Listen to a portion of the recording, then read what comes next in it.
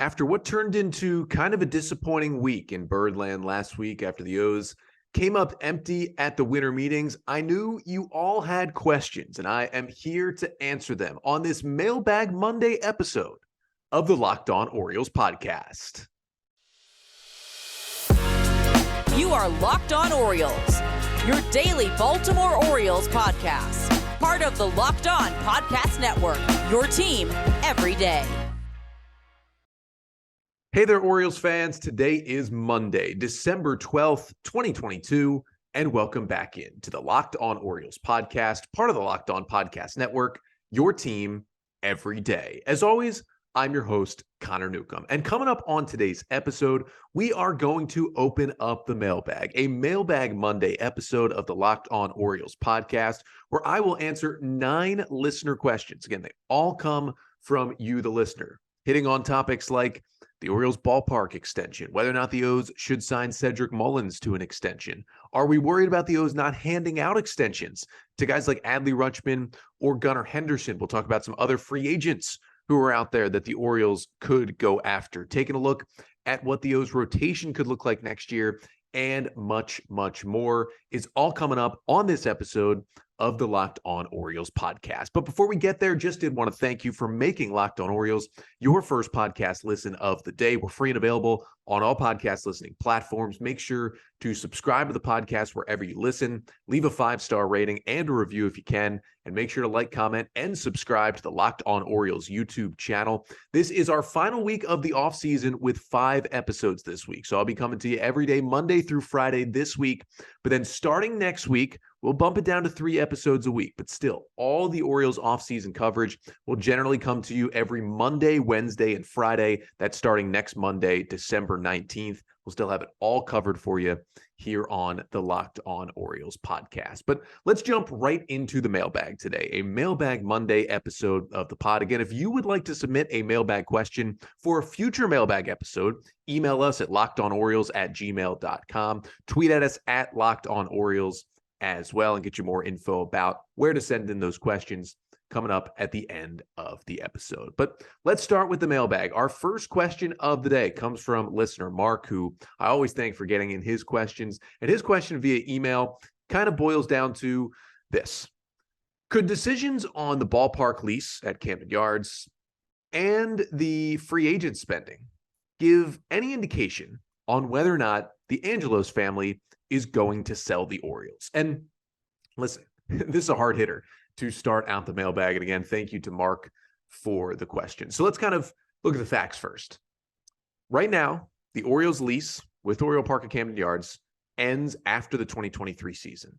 So if the Orioles did absolutely nothing, they would only have one more year, one more season, this upcoming season in the agreement with the ballpark. Now, they can negotiate, try to find a new lease, but this current lease also has a pretty easy out. The Orioles can exercise a one-time 5-year extension with the ballpark if they opt into that by February 1st of 2023. So they have about a month and a half to do so, but if they do it, they get 5 more years and the lease wouldn't be up until after the 2028 season. That gives you a whole lot more time to put together a new one. Now, the Angeloses reportedly are preparing to sign that one-time extension and get those 5 extra years. Even with all of the infighting and just the stupid stuff that's happening within that family right now that's impacting the Orioles, I have 95% confidence that they're going to at least sign that lease extension and get the 5 extra years. I'm pretty confident that's going to happen. But if it does not, it's interesting to think, if they don't sign that by February 1st. Now, again, the O's will still get this upcoming season at Camden Yards, but it'll be a question mark after that. If they didn't sign it, I almost can't imagine a situation where they don't sign it. But even if they do sign it, which I think they will, I don't think that gives indications whether or not they're going to sell, because they need somewhere to play, selling or not selling the team. But if they don't sign it, I mean, obviously that starts the rumors of, are the O's going to move to Nashville? The Orioles going to move in general? Maybe that means they're going to sell because they think who they're going to sell it to is going to try to move the team. And that's why they wouldn't sign it. But you can't just move the team in 1 year that quickly. And so I would have to think they're going to sign that 5-year extension. Now, in terms of the free agency part of the question, like how does the spending this offseason impact maybe a look into the Angelos' plans? You will hear a lot of economic type people talk about, if you are willing or thinking about selling your baseball team, the economic principle thought about it is you wouldn't spend a lot of money in free agency right before you're about to sell. Because someone who's smarter than me can tell you why that's the case. But in general, it has to do with the more and more signings you make, the more obviously money you have to spend in operating the team, and the more people you have to pay, and the less money there is into operating the baseball team, the easier it is for someone else to come in and buy it. Now, if you had a super rich Steve Cohen type come in, it probably wouldn't matter what the current operating costs are. As you can see by what the Mets are doing, of course, also signing Kodai Senga to a very team-friendly 5-year, $75 million deal on Saturday. Another pitcher off the board that the Orioles, I would have hoped, could have gone after, but he doesn't really care about what anything costs. But if you're not going to bring in a Steve Cohen type owner and you still are going to sell the team, I guess it does make it a little more attractive if there are less contracts on the books. Like right now, what the Orioles roster looks like right now, that's a pretty attractive, at least if you think in that economic sense I'm talking about, pretty attractive team to buy, I would guess. Now, again, if an owner is going to come in and really spend big money and turn this team around and take this team from the Angeloses, you would like to think that owner also wouldn't care if the Orioles had a few, 4 or 5 year free agent contracts on the books right now, because they would have enough money where, oh, these are good players. These are going to help us get to winning faster. That's what you would hope. But these billionaires are big babies sometimes. And so maybe that goes into some of the Angelos' thinking this offseason. We're going to sell, let's not spend. Is that a worthy trade-off? If I told you right now, the Orioles' only free agent is going to be Kyle Gibson. That's it. That's all they're going to sign this offseason. Maybe they trade for a player, but that's their only signing. But if I told you that the Angeloses are going to sell the team next offseason, the caveat is they're only going to sign Kyle Gibson this offseason, would you take it? That's something I'd have to think about. Mull that over, but maybe that's the possibility. I just don't know enough about the Angelos lawsuit at this point, even though there's a lot of public details about how bad it is in there, but it's bad. And I think the baseline of this question is they need to sell the team.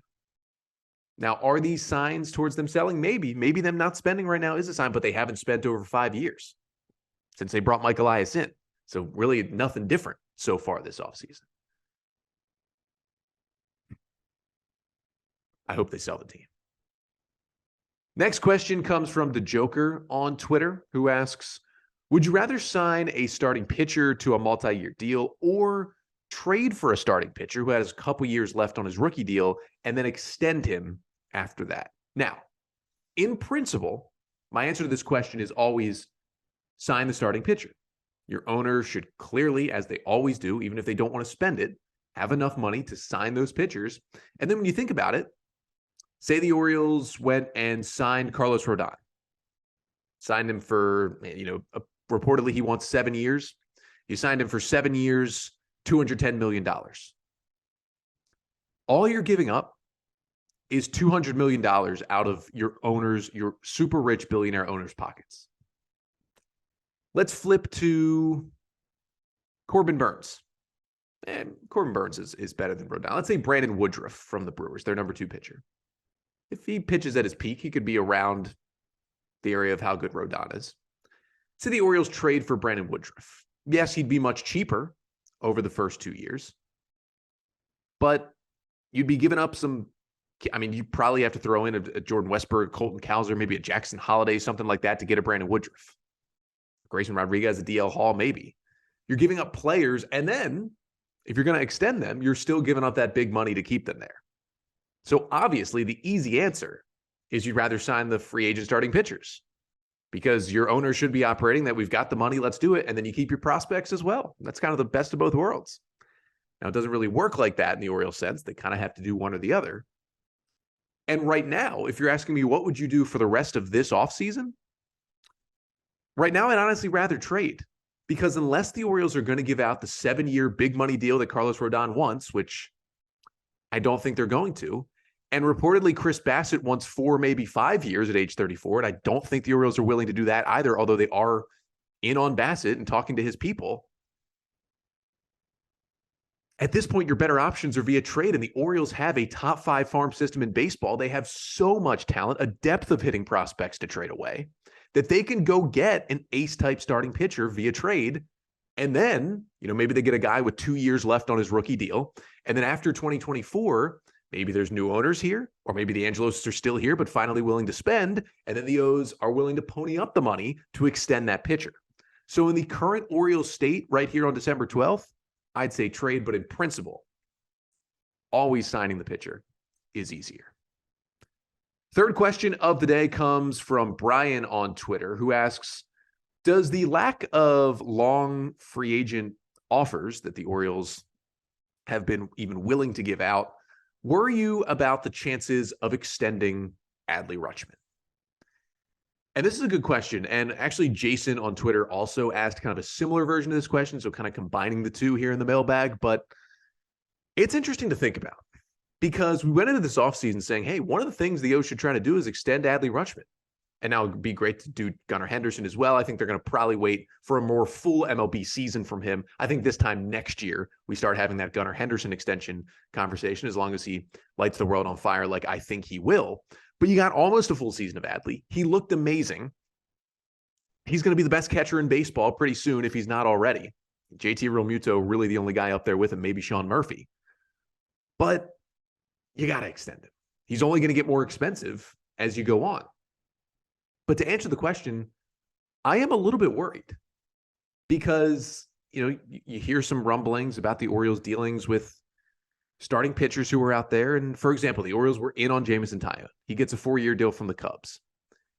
The Orioles were willing to kind of pay right around the average annual value that he got from the Cubs, which was about 15, 16, 17 million a year.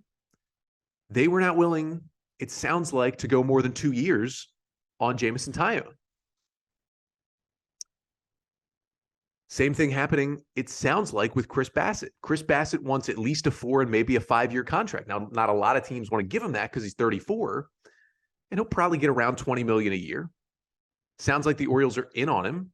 From what I've heard, they're certainly willing to give a 2-year deal worth, maybe 40 plus million, but doesn't feel like they're willing to give out more years than that.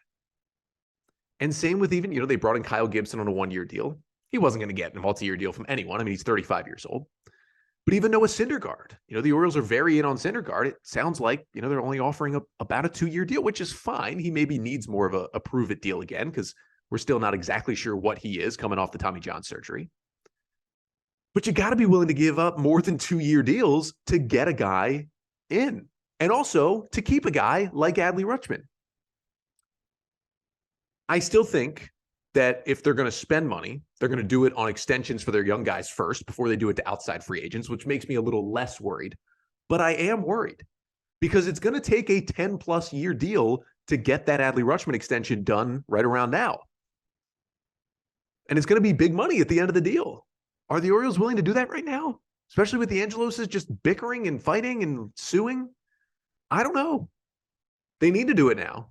It'd be a great step forward for the franchise and for free agents to see, they're really serious. I'm a little worried. I am.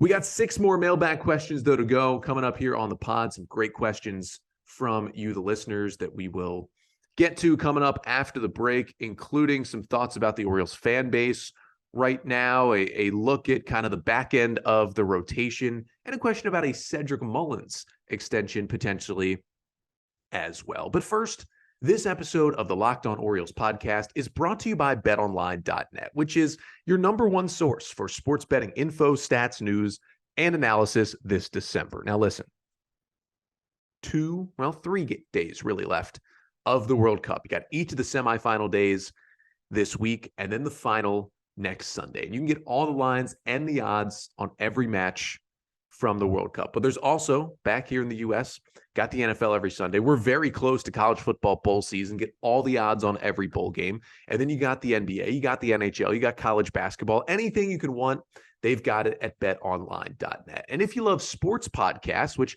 I'm hoping you do if you're listening to this one, you can find those at BetOnline as well. They're always the fastest and easiest way to get your betting fix. So head to the website today or use your mobile device to learn more at BetOnline, where the game starts.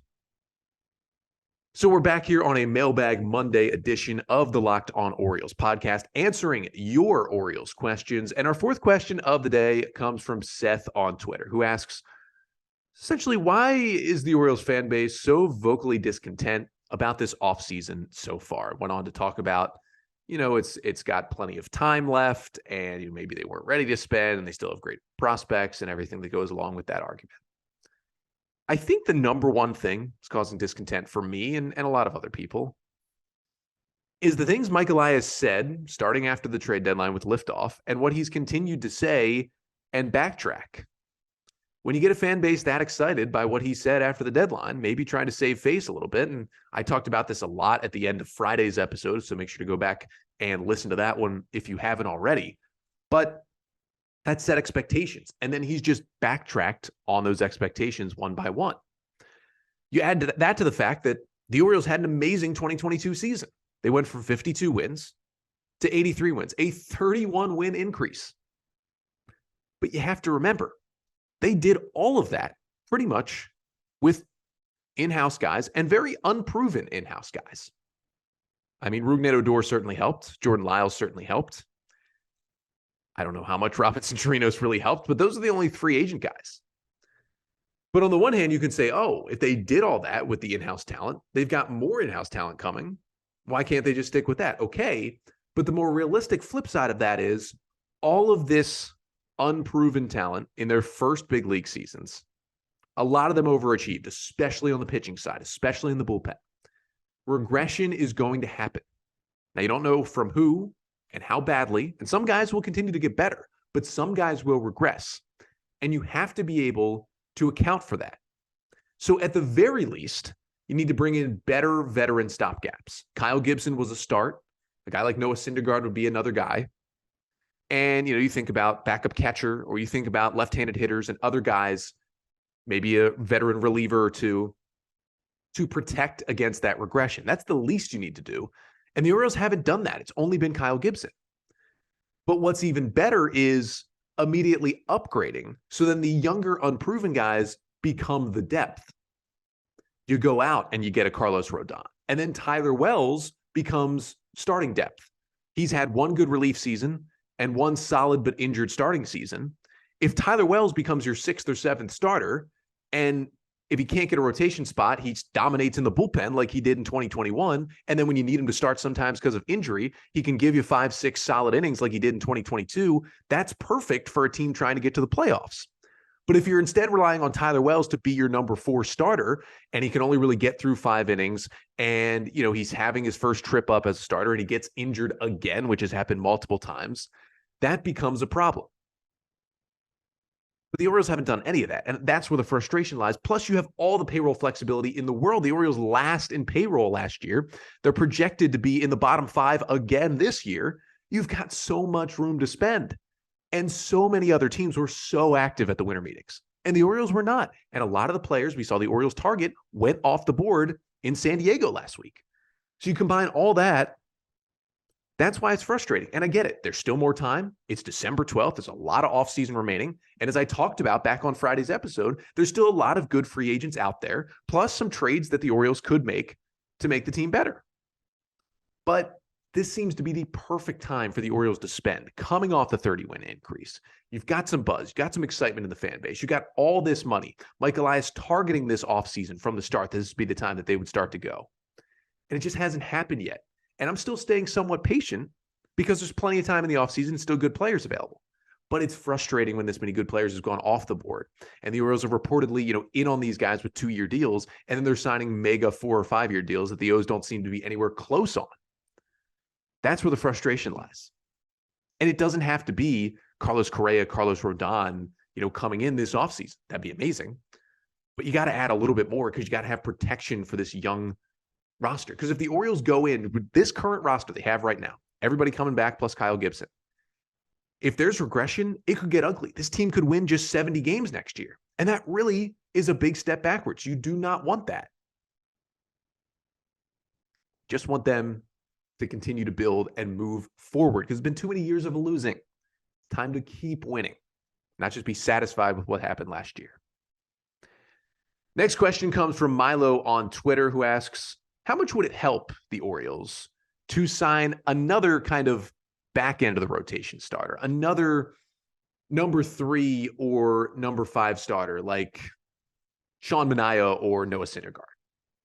This is a good question because the Orioles, as I said, they're in on Noah Syndergaard. They met with him via Zoom. They reportedly have about a 2-year deal out there on the table for him. We'll see if he takes it. And Sean Manaea, we haven't heard as much about connection with the Orioles, but you would think they're talking to his people as kind of a bounce back candidate.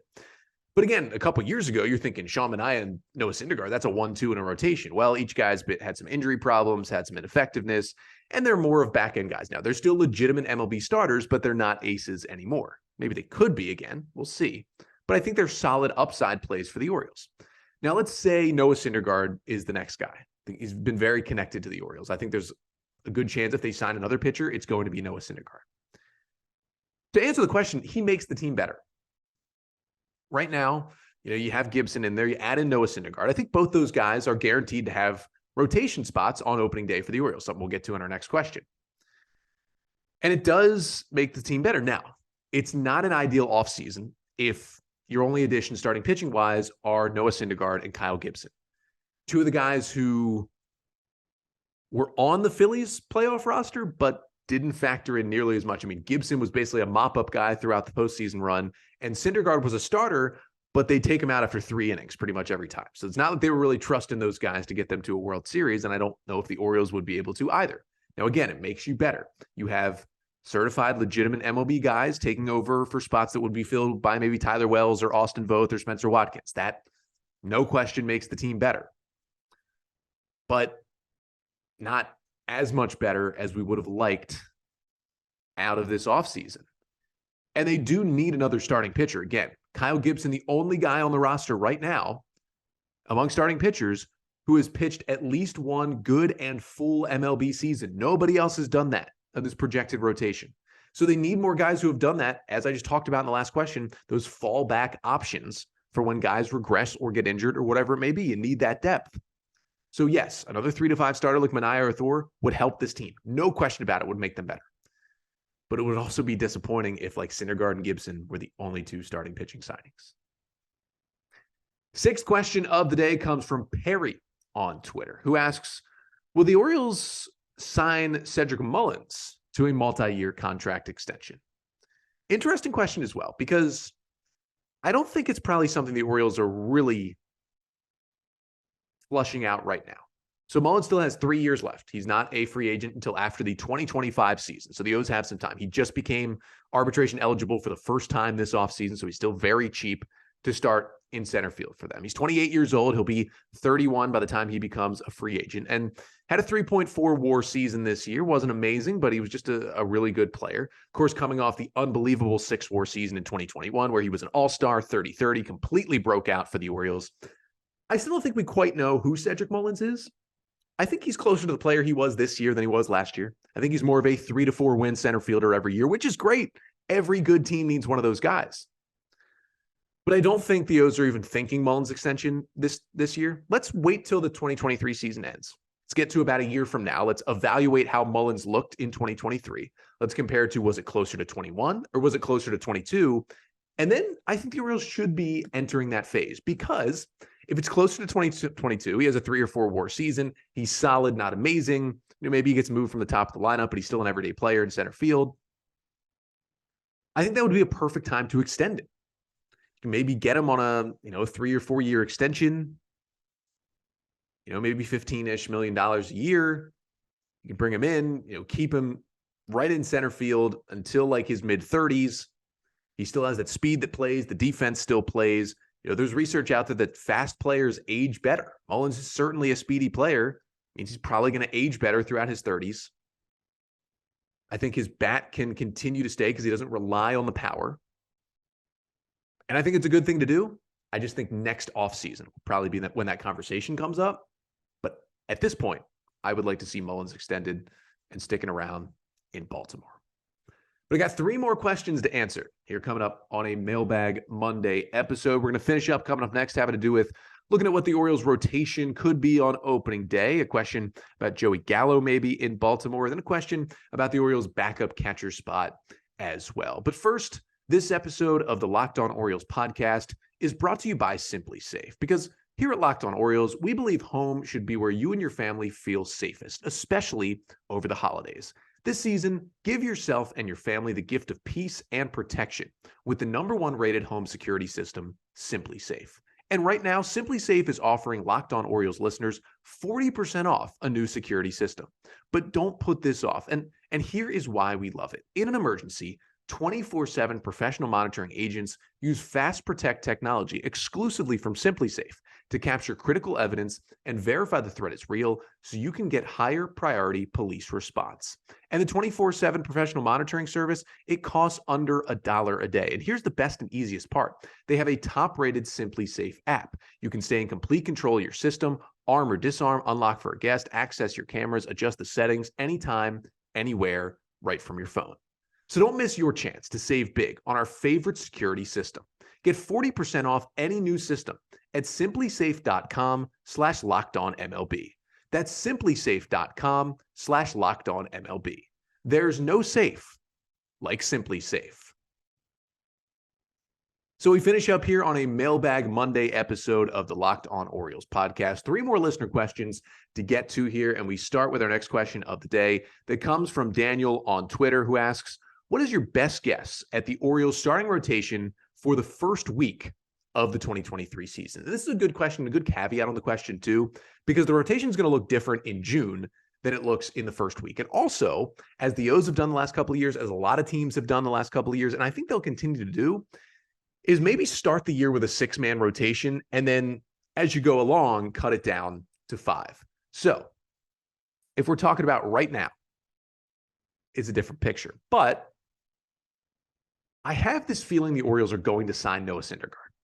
I think they're going to end their offseason with Syndergaard and Gibson. So let's say they do that. If you're asking me to project the roster, I could still project moves that are made for the rest of the offseason. So let's say they get Noah Syndergaard. Here's what the rotation would look like. It'd be interesting because you have Syndergaard and Gibson as your 2 veterans. You're returning guys, none of them exactly scream opening day starter. Maybe Grayson Rodriguez one day, but you don't want to make his first major league start on opening day. It's a little too much pressure. But are Noah Syndergaard and Kyle Gibson right now really opening day guys? I don't think so. So here's what I think the Orioles might do. Dean Kramer starts opening day. Then Noah Syndergaard's your number 2. Kyle Bradish at 3. Then you have Kyle Gibson at 4. Grayson Rodriguez at 5. And then you start with Tyler Wells as your number 6 starter. Now, maybe Rodriguez and Wells could be flipped, but that's kind of how you do it for the first week. Then you look at guys like DL Hall and Austin Voth. They're both on the team, kind of out of the bullpen, but are both piggyback guys. So you either have Voth or Hall piggyback with Grayson Rodriguez to kind of keep those innings down. And then maybe you have the other one ready for, if Syndergaard or Bradish or Wells or whoever has to jump out early in their first start, you have Austin Voth right there on the roster ready to fill in. Now, what would be amazing? Now, again, I think best case scenario would be cool to see Hall and Rodriguez in the opening day rotation, just go time. But if the O's want to limit their innings, they're not sure both of them have a rotation spot. How cool would it be to see maybe the 5th game of the season where Grayson Rodriguez starts, he pitches 4 innings, whatever it may be, and then in comes DL Hall for 2 or 3 innings after that to bridge it to the back end of the bullpen. That's not sustainable for an entire season. But to do that for a few times at the beginning of the year to kind of limit their innings, to go to a game and know I'm going to see bulk of Rodriguez and Hall pitch in this game, those games should be sold out at Camden Yards. That'd be fun. It's something the Orioles could do, but that would be my guess. Now, if they didn't make a signing at all, I'd probably still say Kramer, then Bradish, then maybe Gibson, Rodriguez, Wells, and Hall. That would probably be my 6 to start the season. And before we pass off of this question, just did want to give a shout out to the Canberra T-Ball Orioles, named after the Baltimore Orioles. good luck in their seasons upcoming, and good luck to the O's fans who are around the world, not just in the U.S. as well. And thank you to Daniel for the question.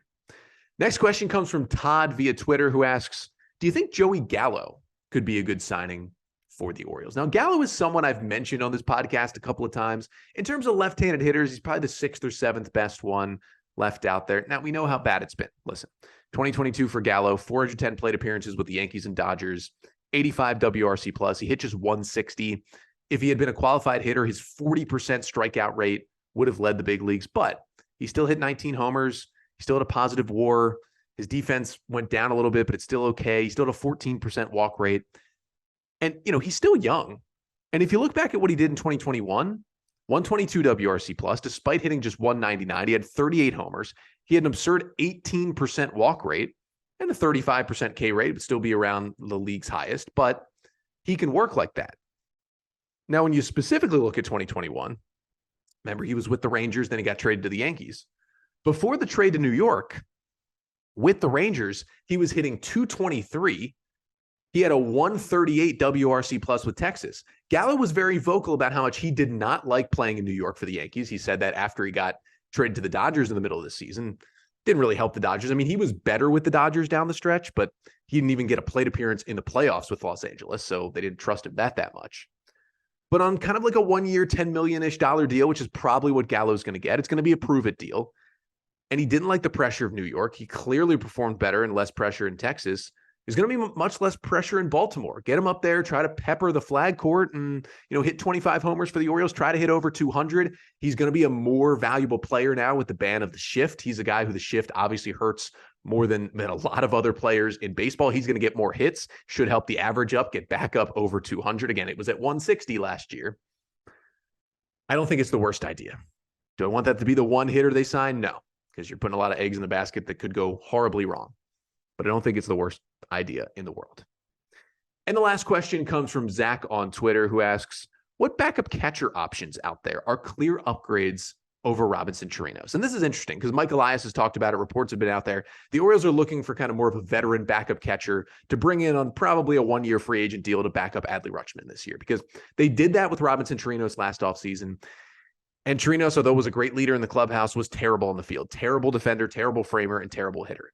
So the funny thing is, when you look at the current available catchers via free agency, pretty much everyone's better than Robinson Chirinos. I mean, here's a list of guys that I came up with that are free agents that are better than Chirinos and the Orioles could sign to be their backup.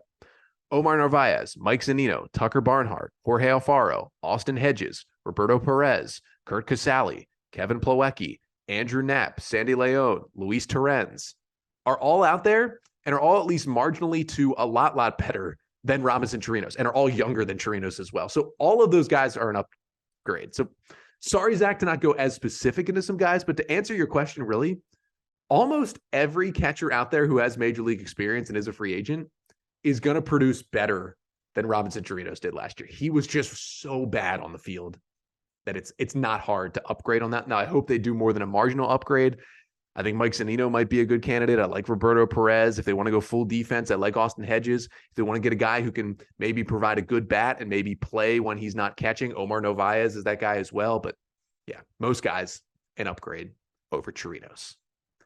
But that'll do it for our Mailbag Monday episode. Again, if you submitted a question, but it was not answered today, do not worry.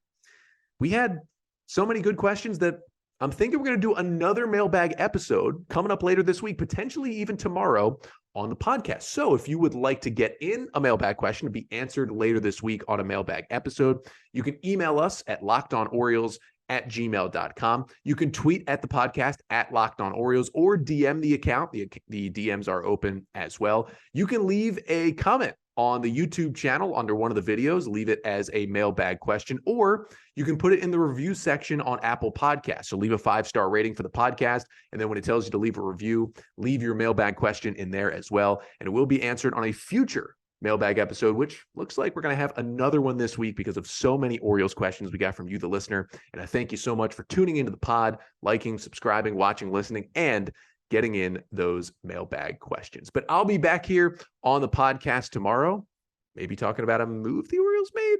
Probably not. Maybe doing another mailbag. But until then, I'm Connor Newcomb, and this has been the Locked On Orioles podcast, part of the Locked On Podcast Network. Your team every day.